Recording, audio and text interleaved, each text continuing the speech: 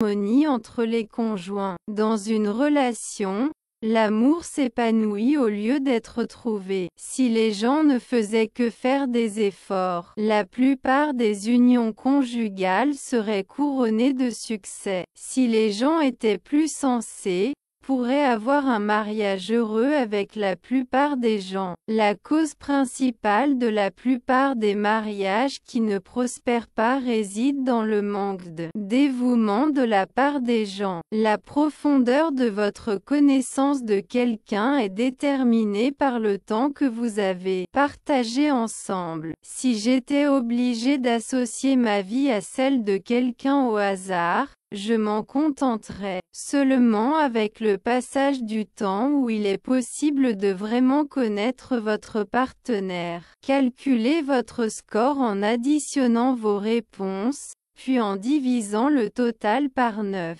Quand ils perçoivent que quelqu'un n'est pas leur partenaire idéal, celui-là, ceux qui font confiance au pouvoir du destin, peuvent décider de mettre fin à la relation et de rêver éveillé avec leur partenaire idéal. Les questions de ce questionnaire découlent du questionnaire sur les théories des relations, créé par René Franiuk, de l'Université Aurora de l'Illinois. Dans son étude sur les théories sous-jacentes et le bonheur et la durée des relations, Franiuk utilise les expressions « compagnon de l'âme » et « pragmatisme » pour caractériser les deux dimensions.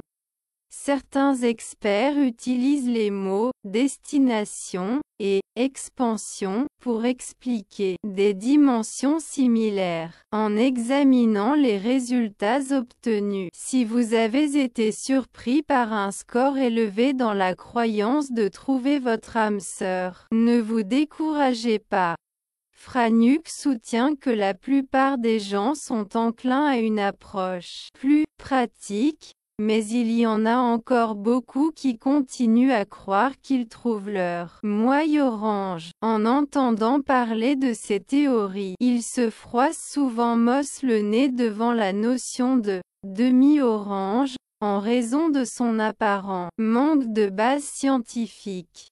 Cependant, en vérité, c'est juste un mot. Nous pourrions trouver un nouveau terme pour désigner ceux qui sont attirés par ces idées romantiques. Notre inclination à embrasser ces conceptions est compréhensible, étant donné que l'influence de notre culture occidentale nous pousse dans cette direction. Une fois que vous êtes conscient de vos réalisations, quelle est la prochaine étape à franchir? Lorsque les relations sont confrontées à des défis, les individus qui obtiennent des scores élevés dans les mesures de développement ont tendance à faire face à la situation avec plus de succès. La présence d'un défi peut renforcer la solidité de la connexion. Les couples qui obtiennent des scores élevés dans les mesures de développement affirment connaître une amélioration de leur relation une fois qu'ils ont surmonté un désaccord. Ces personnes pourraient avoir besoin de faire face à défis mineurs et peu significatifs pour rester concentrés sur leur croissance conjointe. En bref, plus les deux se consacrent à ce domaine, plus le niveau d'engagement qu'ils connaissent est élevé. Leçon apprise. Les défis les passionnent. Pour ces causes, ceux qui partagent cette perspective négligeront les divergences marquées d'harmonie.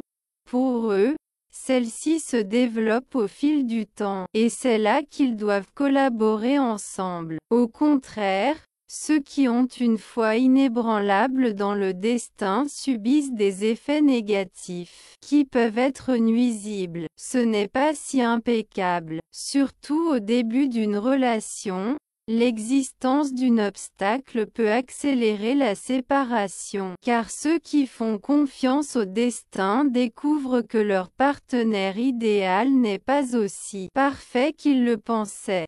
Ceux qui soutiennent cette notion pourraient justifier que leur partenaire n'a jamais réussi à me comprendre vraiment, ou qu'un petit défaut est preuve que nous n'avons pas de véritable compatibilité. Selon Franiuk, cela se produit même si le couple a une certaine compatibilité. Ils aggravent même les choses en terminant la relation de manière plus impitoyable.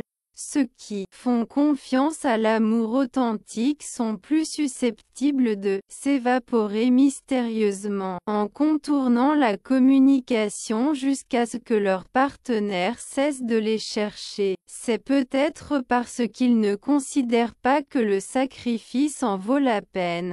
À la fin de la journée, ils pensent que leur partenaire n'est pas la personne parfaite pour eux. De plus, ils n'apprécient pas l'importance de donner des commentaires. Selon Gilly Friedman, une psychologue du St. Mary's College du Maryland spécialisée dans l'étude du rejet social, le gène vous ne percevez pas cela de manière défavorable. De manière générale, le score sur l'échelle de croissance a un impact réduit. D'autre part, un score de croissance élevé indique que vous percevez généralement le fantôme comme quelque chose de véritablement défavorable. Ces personnes ont également la capacité de négliger plus facilement les conflits. Cela se produit parce qu'ils ont la certitude d'avoir trouvé l'amour authentique. Selon Franiuk, ceux qui font confiance au destin montrent souvent une plus grande tolérance envers leurs partenaires et ont plus de prédisposition à éviter les conflits, car ils souhaitent croire qu'ils sont destinés à être ensemble en tant qu'âmes sœurs. Cela peut s'avérer bénéfique dans les situations de divergence mineure. En évitant les affrontements de grande envergure, vous finissez par interagir avec quelqu'un qui ne vous convient pas. Est-il possible que les gens n'évoluent pas au fil du temps, et les répercussions peuvent être extrêmement graves? Ceux qui font confiance au destin et ont partagé plus de temps ensemble ont tendance à ignorer les obstacles. Après tout, ils supposent qu'eux et leurs partenaires sont plus proches en raison du temps qu'ils ont partagé. Franiuk affirme que ceux qui défendent l'existence d'âmes sœurs dans une relation amoureuse et s'accrochent à l'idée d'avoir trouvé leur partenaire idéal sont plus susceptibles de signaler des cas de violence. Réduire au minimum les liens conflictuels.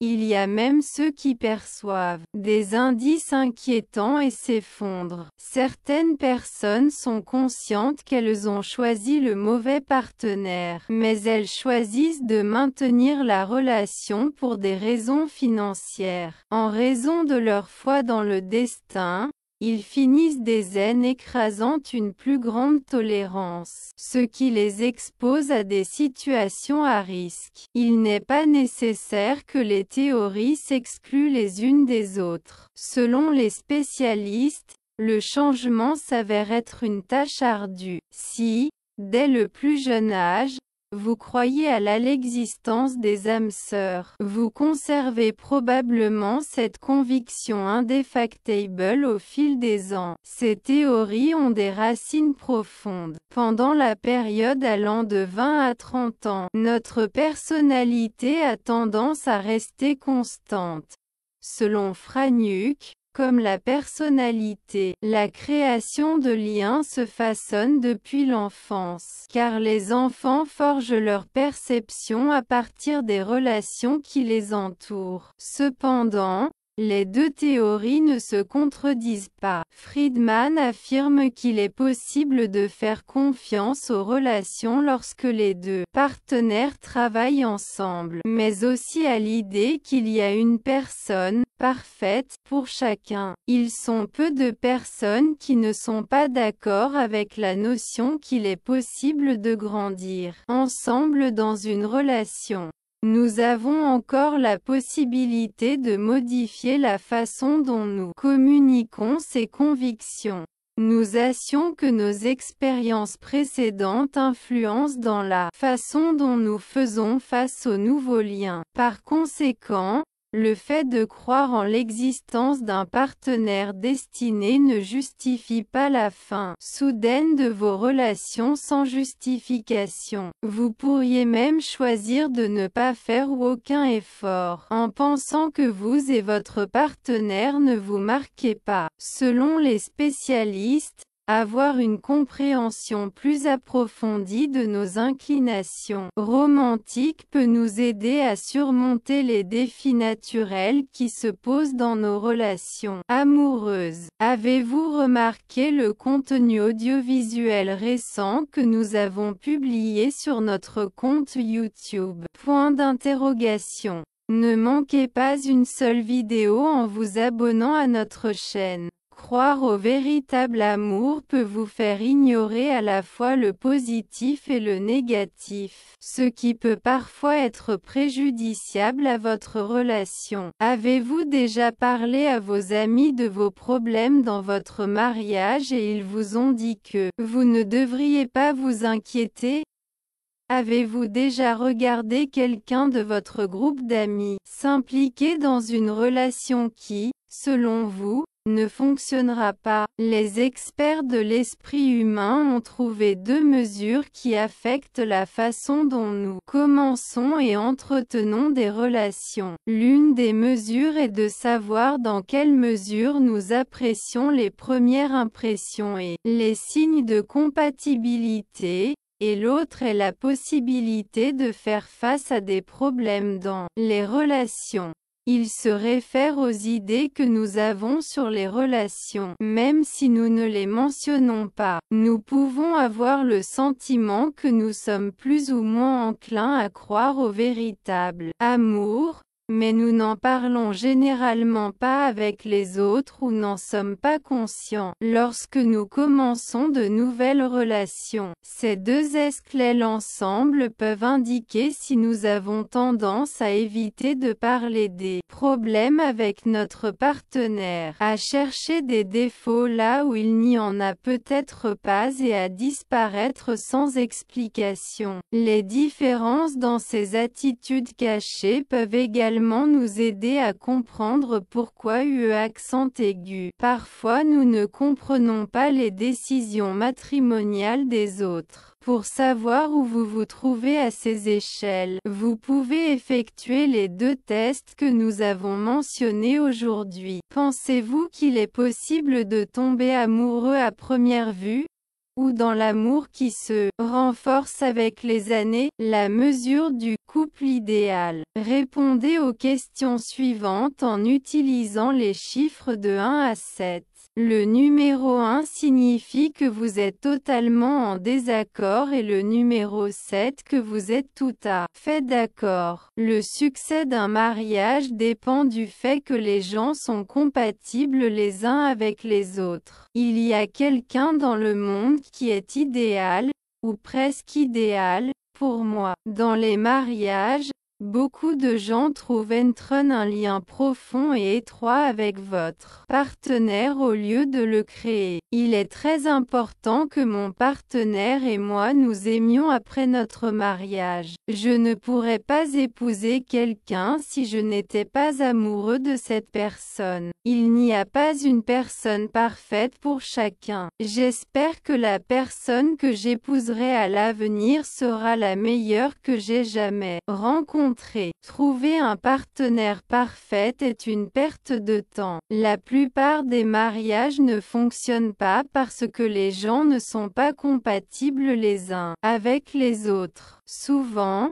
les gens ont déjà des connexions avant de se rencontrer. Nous allons parler de la façon d'utiliser les points-virgules. Tout d'abord, ajoutez les numéros des questions 1, 2, 3, 4, 5, 7, 9 et 10. Pour les questions 6 et 8, soustraissez 8 au numéro et utilisez le résultat comme réponse, même s'il est négatif. Par exemple, si vous avez dit 6, votre réponse sera 2, 6-8 est égal à -2. Pour trouver votre moyenne sur cette échelle, il suffit d'additionner tous les chiffres, puis de diviser le total par 10. Lorsque les relations ont des problèmes, les personnes qui sont plus positives s'en sortent souvent. Niveau de praticité. Répondez aux questions en utilisant les chiffres de 1 à 7. Le 1 signifie que vous êtes totalement en désaccord et le 7 que vous êtes totalement d'accord. Le succès d'un mariage dépend principalement de ce que les gens s'efforcent de faire fonctionner la relation. Dans le mariage, ce qui compte le plus, c'est l'effort que l'on met, plutôt que d'être compatible. Dans une relation, l'amour se développe avec le temps a eu lieu d'apparaître soudainement. Si les gens essayaient simplement plus, la plupart des mariages réussiraient. Ils pourraient être heureusement mariés à la plupart des gens s'il était raisonnable. La plupart des mariages ne fonctionnent pas parce que les gens ne font pas d'efforts. Combien de temps vous rencontrez quelqu'un détermine combien de temps vous le connaissez. Si je devais épouser quelqu'un au hasard, j'en serais heureux. Ce n'est qu'au fil du temps que vous pouvez vraiment connaître votre partenaire. Pour savoir combien de points vous avez, il suffit d'additionner vos réponses, puis de les diviser par 9. Lorsque certaines personnes se rendent compte que leur partenaire n'est pas le bon, ceux qui croient au destin peuvent décider de mettre fin à la relation et rêver d'être avec quelqu'un d'autre. Les questions de ce questionnaire proviennent d'un questionnaire sur théorie des relations, utilisé par René Franiuk, de l'Université Aurora de l'Illinois, dans son étude sur les idées préconçues et le bonheur et la durée des relations. Franiuk utilise les mots « âme sœur » et « pragmatismo » pour expliquer les deux échelles. D'autres experts utilisent les mots « destination » et « croissance » pour parler d'échelles similaires. En examinant les résultats, si vous croyez beaucoup à trouver votre partenaire idéal et qu'il vous a pris par surprise, ne vous inquiétez pas. La plupart des gens pensent qu'ils seront pratiques, mais beaucoup croient encore à la recherche de leur partenaire idéal, explique Franiuk. Lorsque nous entendons parler de ces idées, beaucoup d'entre nous se méfient du concept des âmes sœurs, parce qu'il semble peu fondé sur la science. Mais en fait, ce n'est qu'un mot. Nous pourrions utiliser un autre nom pour décrire les personnes qui s'identifient à ces croyances romantiques. Il n'est pas surprenant que nous souhaitions croire à ces idées, car la société occidentale nous incite à le faire. Maintenant que vous savez combien vous avez accompli, quelles mesures devez-vous prendre lorsque les relations ont des problèmes? Les personnes qui montrent un bon développement personnel font souvent face à la situation de manière plus positive. Avoir un problème peut renforcer la relation. Les couples qui se sentent mieux dans leur relation après avoir résolu un conflit ont généralement un bon score sur les échelles de croissance. Pour ces personnes, il est parfois utile qu'il apparaisse à une situation petite et peu importante pour qu'ils restent concentrés sur la croissance ensemble. En bref, si le couple fait plus d'efforts dans ce domaine, il se sentira plus engagé. Leçon apprise, ils aiment relever des défis. C'est pourquoi, qu'ils pensent qu'ils ne tiendront pas compte des grandes différences qui existent entre eux.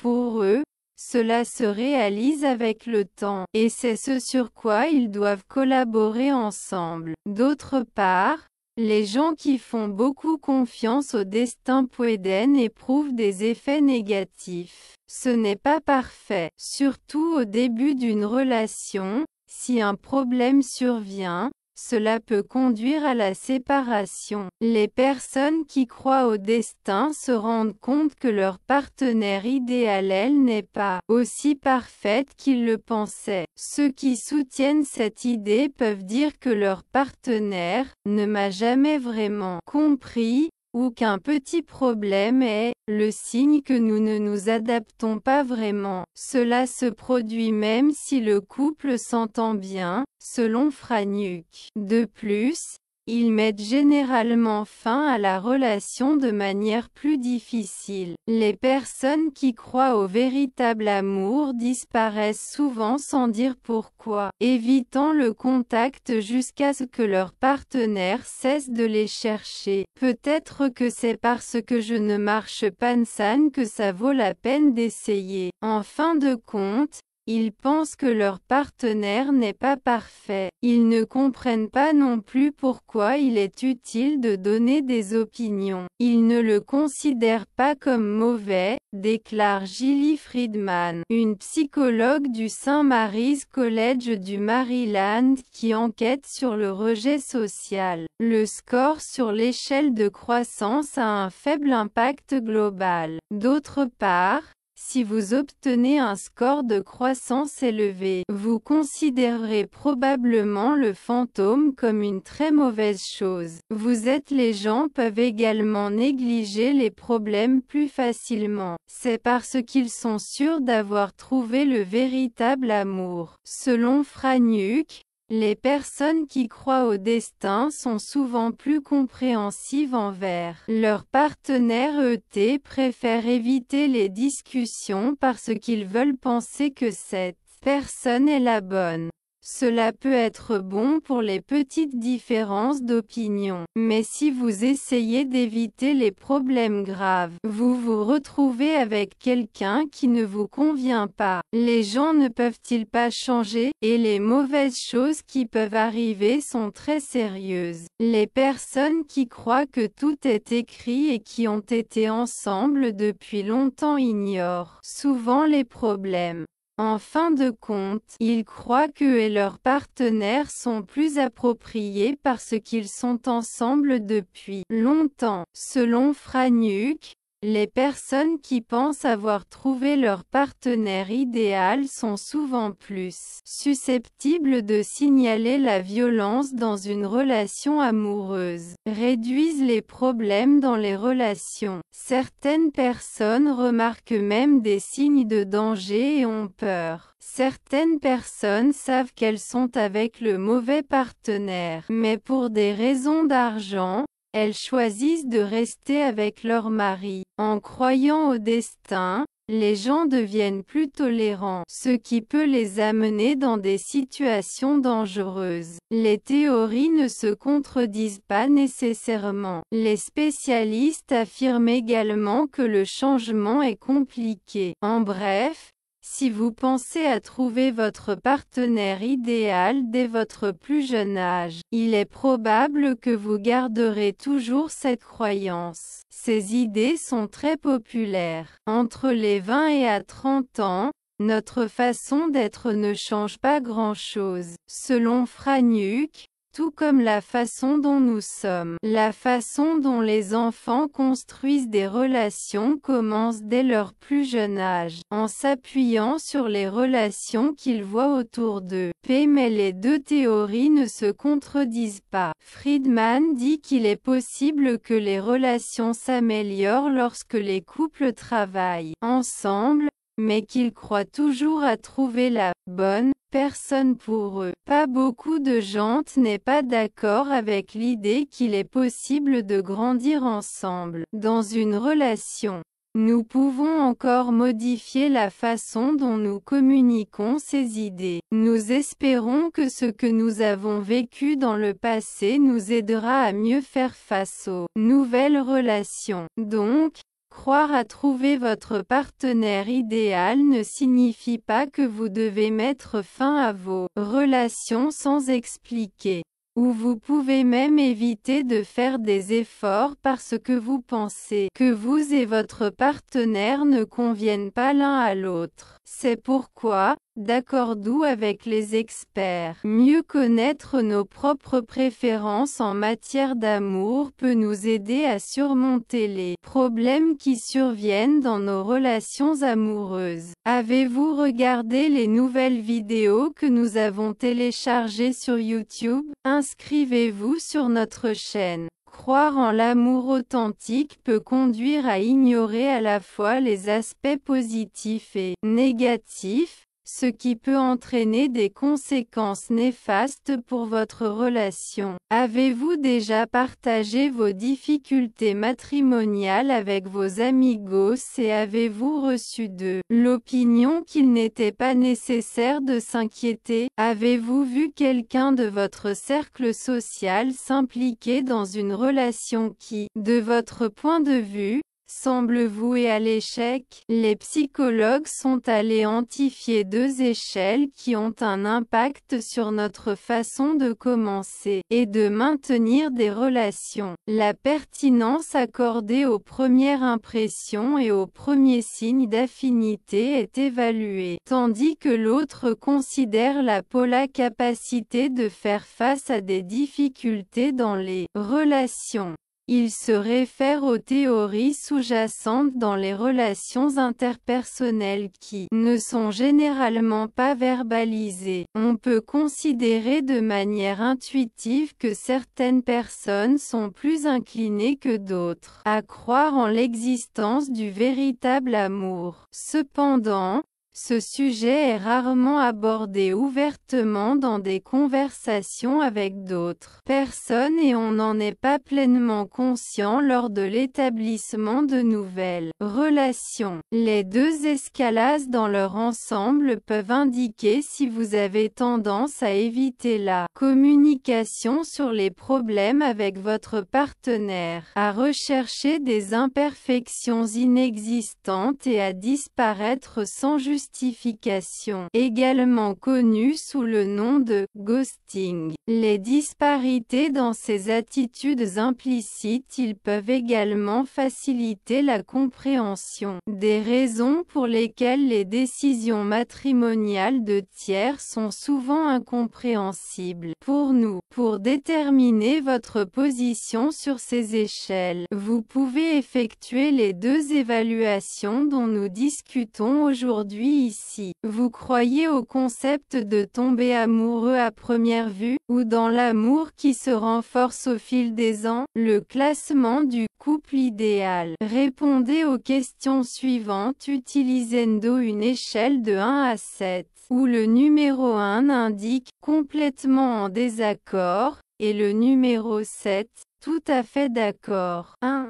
Le succès d'un mariage réside dans la compatibilité des personnes impliquées. Existe quelqu'un dans ce monde qui s'avère être idéal ou presque idéal pour vous. Dans les mariages, de nombreuses personnes arrivent à découvrir au lieu de développer un lien profond et intime avec leur mari ou leur femme. Est de la plus haute importance que mon mari et moi maintenions un sentiment d'amour mutuel une fois que nous nous sommes mariés. Il ne me serait pas possible de me marier avec quelqu'un si je ne ressentais pas d'amour pour cette personne. Il n'y a pas de personne parfaite pour vous. J'espère que mon futur mari ou femme sera la personne la plus extraordinaire que j'ai jamais eu le plaisir de rencontrer. Les personnes à la recherche d'un partenaire idéal perdent leur temps. La cause principale de l'échec de la plupart des mariages est le manque de compatibilité entre les personnes. 10.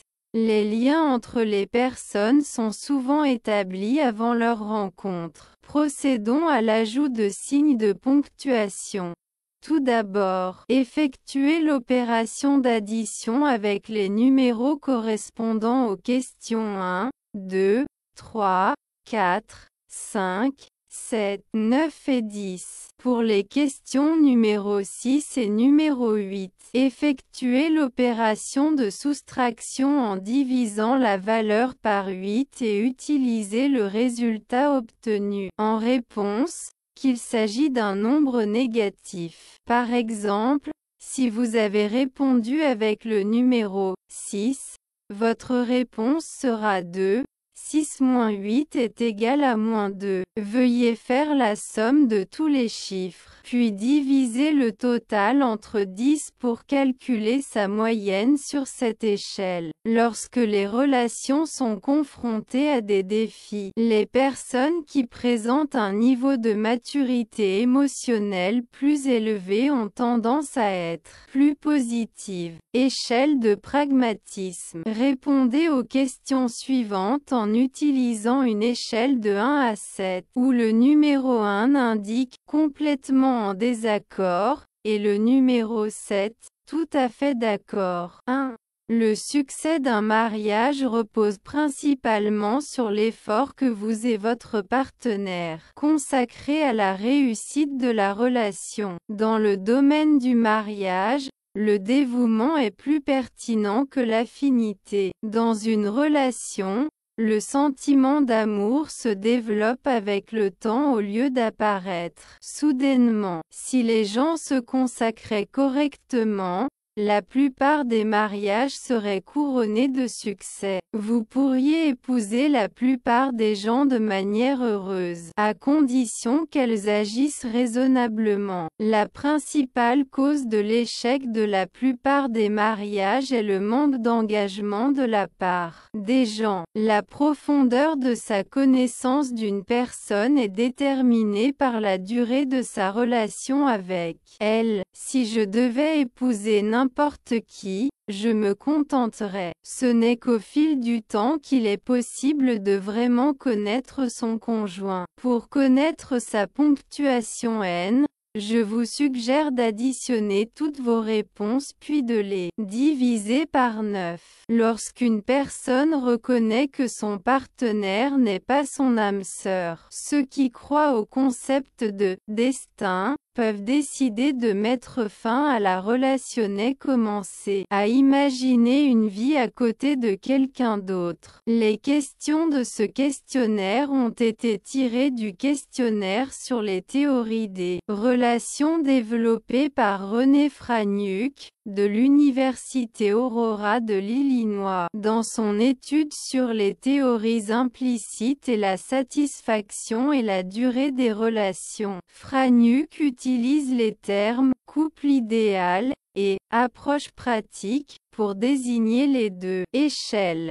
D'autres chercheurs utilisent les termes « destination » et « crecimiento » pour faire référence à des échelles similaires. Examen des résultats obtenus. Si vous avez obtenu un score élevé dans la croyance en votre âme sœur et que vous avez été surpris, je vous recommande de ne pas vous décourager. La population croit souvent qu'elle adoptera une attitude pragmatique. Mais nous observons que beaucoup conservent encore la croyance en leur partenaire idéal, déclare Franiuk. Lorsque nous entendons parler de ces théories, beaucoup d'entre nous montrent du scepticisme à l'égard du concept d'âme sœur, parce qu'il semble manquer de fondement scientifique. Cependant, il s'agit en fait simplement d'un concept. Serait-il possible d'utiliser un autre terme pour désigner les personnes qui s'identifient à ces croyances romantiques?